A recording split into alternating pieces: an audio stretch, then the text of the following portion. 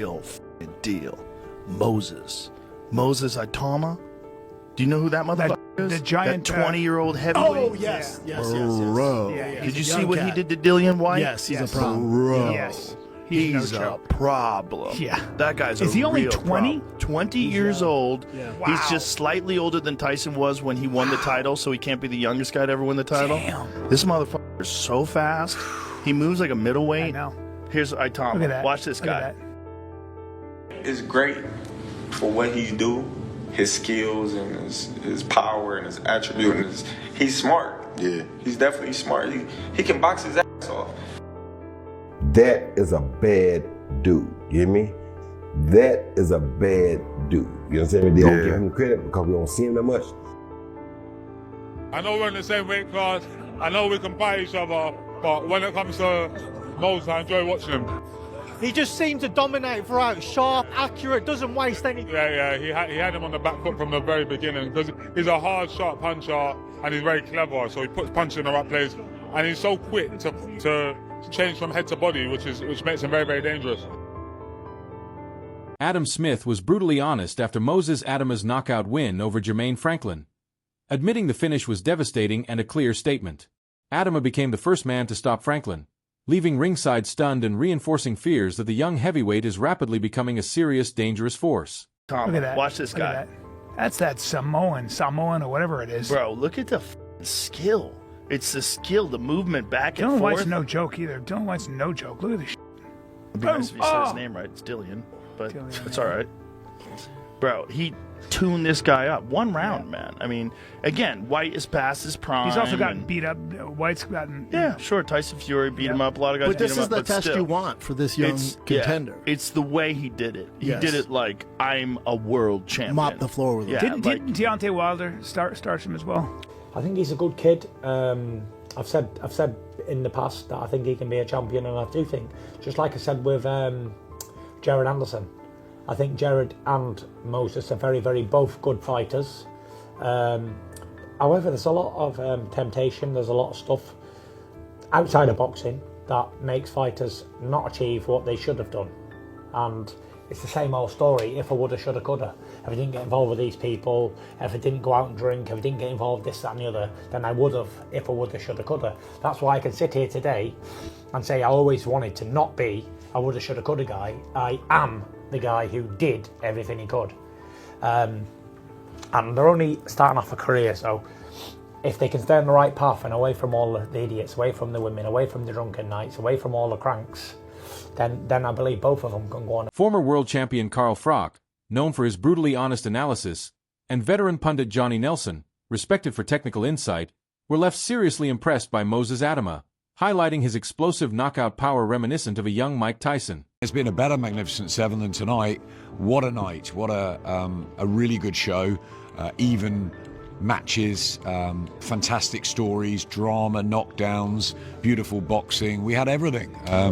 I don't know what I'd go out. Remember, obviously, Moses, dynamic, phenomenal, an incredible performance, and we're all sort of wow and excited about him. Indeed. And then with regards to Moses, obviously everyone's giving him the plaudits, which he fully deserves. Did you pick up any weaknesses? Anything that you think, oh, maybe they need to work on that? He got caught and he smiled. It was just in front of us. Yeah, I think that's good. You're going to get wet in boxing at some stage, and he's had everything go his way. Look, I mean, it was a 95% dominant performance, wasn't it? But it was good that Jermaine Franklin threw a few, and he was really brave in there. He could have sat it out after that temple shot in the third round, but the bell just about got there, and he came back a little bit in the fourth. And yeah, I just think Moses kept his composure. I think he wanted to get him out of there in very, very quick fashion, maybe in a round or two, and he got back to the corner and Ben just calmed him down and he got back to the game plan. I thought he worked the body brilliantly. He feinted fantastically tonight. I thought he was very aggressive. He stood in front of him. I think he wanted to make that statement, but I didn't see the uppercut coming, so I'm sure Jermaine Franklin or his team did. Nelson stressed that most fighters would buckle under the pressure. While Froch admired how Moses approached the bout with maturity beyond his years, this composure coupled with raw knockout power made both analysts see glimpses of Tyson's ferocity in him. A rare combination in today's heavyweight scene. But initially, I could see I liked how Moses was smart. He was clever. He didn't use his brute force as a big guy. He used brain. He boxed that southpaw style, jab to the head, jab to the body, veer the shots like he was on the punch bag. Kept his distance. Didn't get giddy and exciting. And that kind of calm and patience for a man at 20 years old, going into his biggest test at this stage. It doesn't matter what age Dylan was at. It was a case of how he dealt with the pressure and how he dealt with the pace, how he dealt with the situation. Do you remember when Frank Bruno staggered Mike Tyson? And he, oh my God, you get excited or you get drunk on the success. None of that from Moses. Moses was cool. And so that probably would have happened at some point because he showed... One of the defining moments in Moses Itauma's rise came against Dillian Whyte, where analysts stressed its huge impact. Itauma didn't just win. He demolished a proven durable contender inside one round. Something rarely seen, instantly raising eyebrows and signaling his arrival as a serious force. Moses' style, his youth, his pace, his IQ was spot on. You couldn't at that stage was spot on. Kept his distance, used his footwork, in, out, in, jab, boom, and then varied it up, body, head, dummy to the head with that southpaw style. So both hands. That's a lot to deal with from a young gun that's there. So you saw Dylan having to back off and trying to regroup himself. But Moses was sharp enough and smart enough to keep his distance but keep the pressure at the same time. Yeah. So in a way, giving him no way out. And I think how he executed it was spot on. It was bang on. And you know what? I think a lot of people probably thought Moses is going to do the job, but I don't think... Analysts stressed that Dillian Whyte was by no means out of shape or past his prime when he faced Moses Itauma. He was still a seasoned, dangerous contender with credible victories and experience at the top level. Defining moments in Moses Itauma's rise came against Dillian Whyte, where analysts stressed its huge impact. Itauma didn't just win, he demolished a proven, durable contender inside one round. Something rarely seen, instantly raising eyebrows and signaling his arrival. Who's ever done that to Dillian Whyte before? The answer's no one. Because 10 years ago, when Dillian Whyte had about 1,000 less miles on the clock, AJ had him in all kinds of trouble in the first round. But Dillian survived. He came through and he lasted until the 7th with Anthony Joshua. I think Tyson Fury took 6 to take out Dillian Whyte, and Povetkin did him in 5, but Dillian Whyte did avenge that loss. So it's fair to say that although we've seen Dillian Whyte beaten and knock spark out, this is the quickest we have ever seen it done. And that's why I don't want to take anything away from Moses Itauma and say, well, it was always going to happen. And yes, many pundits did predict this to happen. But I'm happy to sit here and personally say that I didn't think it was going to happen. And Derek Chisora stressed that Itauma's age is misleading. His aggression, composure, and hunger make him far more dangerous than many expect. In fact, Chisora went as far as criticizing the matchmaking, suggesting that Whyte wasn't ready for such a high-risk opponent after a layoff. He really felt like we were going to get a showing out of the body snatcher, and despite me not feeling like he was going to win the fight, I did think we would see enough from him to show that he still has a little bit more to offer in this heavyweight division. And there is still a question there of whether he does or not, because many of the pundits that you'll see at the moment are saying that Dillian Whyte should retire, but they're not saying the same about Derek Chisora. They're not saying the same about plenty of fighters. And they did say the same about Joseph Parker after Joe Joyce beat him. So I wouldn't be so quick to write him off. But at the pinnacle of the heavyweight division, not anymore for Dillian Whyte, in my opinion. But that doesn't mean that the body snatcher can't still be in fun fights. And hopefully in more fun build-ups, because this one was a little bit dull and a lot of people were saying that it's because Dillian... Joseph Parker's trainer has also acknowledged the rise of Moses Itauma, calling him the future of boxing. He even mentioned that a fight between Parker and Moses would be exciting and meaningful for Moses. That matchup could be a gateway to a world title. If Moses is as good as we all think he is, he wins the fight and he wins it in fashion. Tyson, do you understand? Because... Nah. No, you can't. You actually can't. So do you think it's a bit unfair that he... I mean, like everybody's trying to say he's like, Mike Tyson. It's a lie. There's only one Mike Tyson. I don't know why we're trying to put his name again with Mike Tyson. No. He's Moses. He's Moses. Mike Tyson smokes weed. Mike Tyson is a vicious guy. Moses is not that guy. Mike Tyson didn't have his dad around. Moses got his dad, his mum, his brothers. You cannot compare that. Even in the ring, it's different. listen, guys didn't want to spar Mike Tyson. Yeah. Guys didn't want to fight Mike Tyson. You understand? People, let me explain that to you, understand? People used to get to the stadiums before they opened to see Mike Tyson. Yeah. Mike Tyson was different. I think what Moses was comparing himself being to win it at 20 years of age. I don't care. There's only one Mike Tyson. You gotta compare. Is that right? I don't care. I'm with Derek on this. I'm certainly not going to argue. Moses is Moses. Yeah. He's got his own path. So we cannot compare Moses to Mike Tyson. We shouldn't. Never. Shouldn't. Yeah. Could never do that. Yeah. There's always been one Muhammad Ali. Everybody's tried it and they cannot do it. Yes. Yeah? 100%. Do you understand? So people cannot say, oh, it's like man. No. There's only one Mike Tyson. And there's only one Muhammad Ali. That's it. And the only... Moses Itauma had a strong foundation long before turning professional.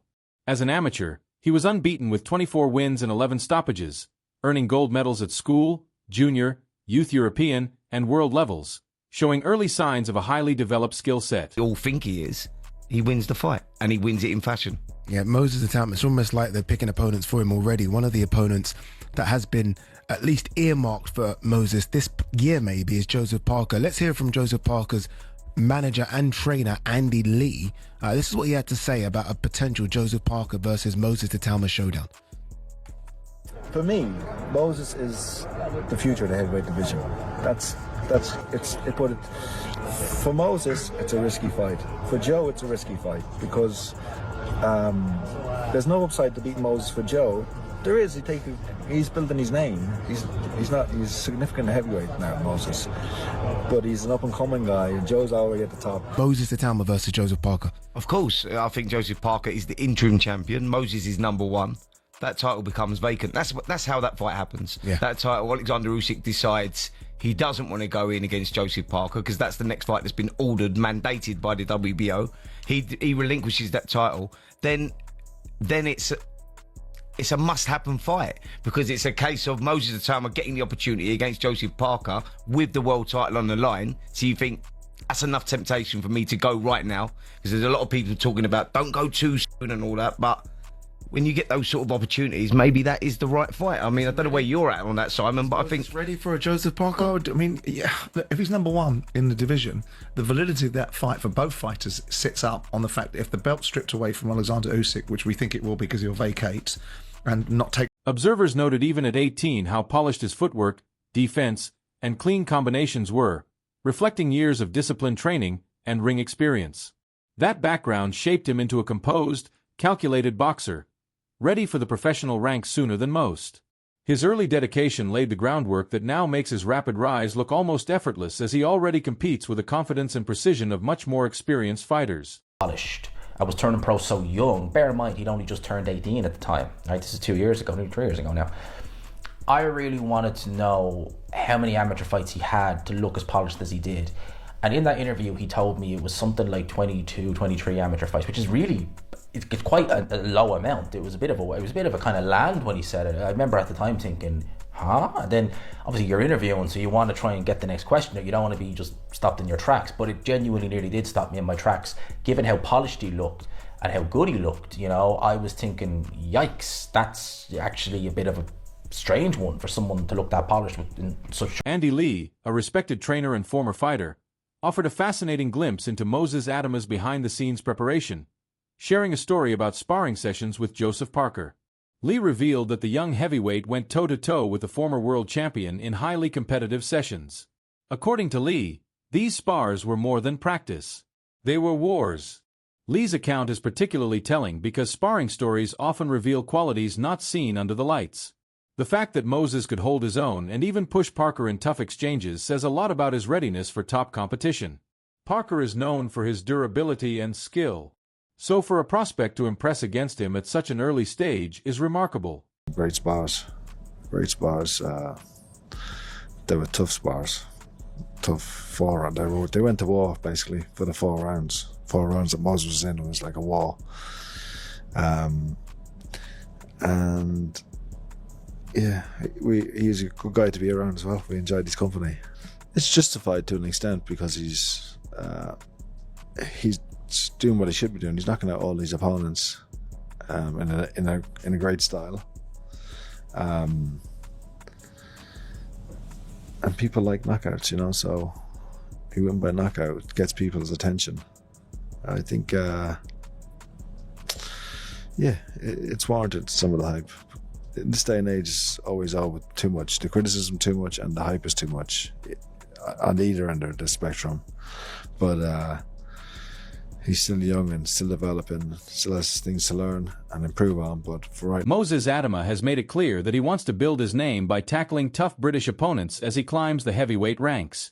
Rather than seeking easy matchups, he's targeting credible domestic fighters like Solomon Dakers to prove himself and earn respect on the UK scene before venturing into bigger global battles. Itauma believes facing strong local... I feel like it's going to be nice to get a British fight under my belt, so I feel like I'm looking for the winner of Solomon Dakers and David Adley, Fraser Clark. Johnny Fisher did really impress me the weekend. I did not think that he was going to do that against Alan Babbage. And I feel like now he's someone to be taken serious. I don't think he's just like a ticket seller for Eddie Hearn. I actually do believe that he's a man to be taken serious. Rivals will accelerate his development, sharpen his skills, and add meaningful wins to his resume, giving him the credibility he needs at home and abroad. His attitude reflects hunger, ambition, and a smart strategy. He's not just chasing knockouts, but real competition that will prepare him for world-class challenges later in his career. Davies had this to say about AJ possibly taking on Moses Itauma. And he had to say this. He said, I don't think Joshua gets beyond 3 rounds with this kid. Damn. Let me counterpunch.